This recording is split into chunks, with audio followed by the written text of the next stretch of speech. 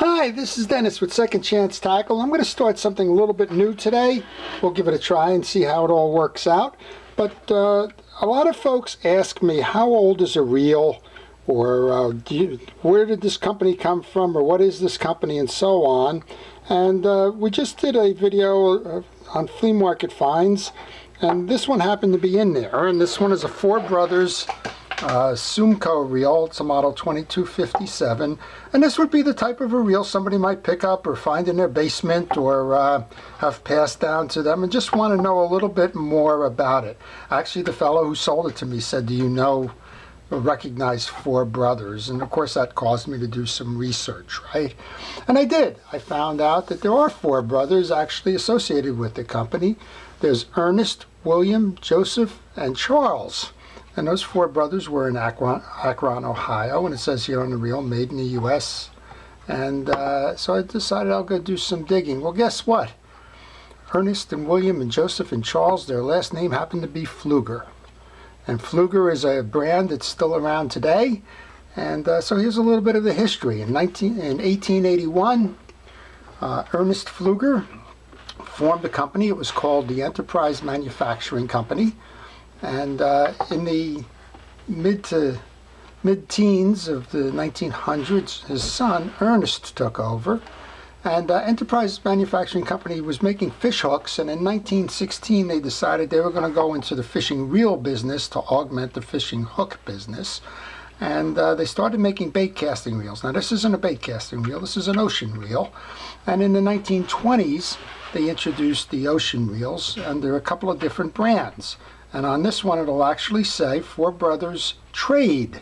Four Brothers was a trade name. The name of the main reel was Pfluger.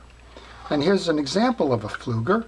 And you can tell right away there's a lot of similarities in it. Now, this is a hard rubber, I believe, insert on this side. And unfortunately, condition-wise, this one has a crack in that side plate. But if you look, the handle knobs are near identical.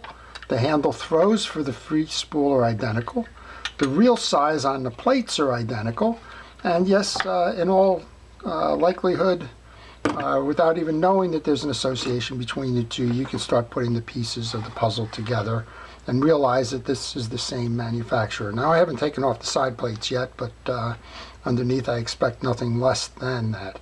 So this is the Sumco reel. Pfluger made one identical to it called the Temco reel. So in the 1920s, this reel was made starting in 1927 through, it's a pre-war reel. They stopped production of this reel in 1940. So Four Brothers kind of went away at that point. I didn't see any Four Brothers branding after the war. What I did see after the war was that in 1954, Pfluger started making spinning reels. And you know, the President series and some others that are out there that are well-known names. So the Four Brothers and Pfluger eventually got acquired by Pure Fishing, and Pure Fishing is the company that's around today. They have legacy U.S. brands. They have Pfluger, Shakespeare, and Penn, and they also have a couple of international brands in Abu and Mitchell. So the consolidation of the industry continues, but it's nice to see that there are individual companies, how they got started, where they wound up, and what the history of those reels are. So this is the story of Four Brothers. I found some of that information on the internet. I have an old book that I bought a while ago called Antique and Collectible Fishing Reels. This one was actually published in 1999, but there's a lot of resources out there that if you have a reel sitting in your workshop or in your tackle box and you're just curious about, go do the work behind it and learn a little bit of the history. It's exciting and it's a lot of fun. So as I mentioned, this is going to be the start of a mini-series, if you will. I'll go cover Penn and Shakespeare.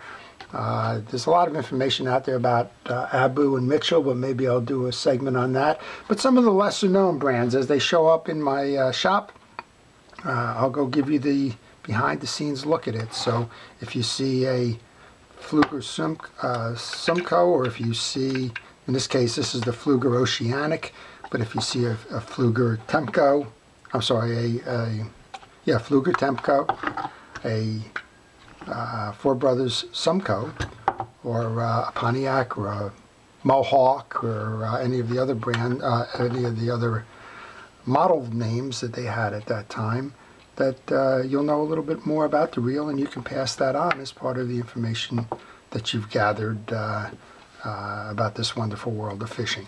So if you'd like to learn about any of them in particular, let me know, and I will add them to my list. And as I get time, I'll try and fill in some of the blanks and some of the knowledge behind who made these wonderful reels, where they are today, and if I can give you some information as to why they went out of business or why they consolidated or whatever, I'll certainly do that as well.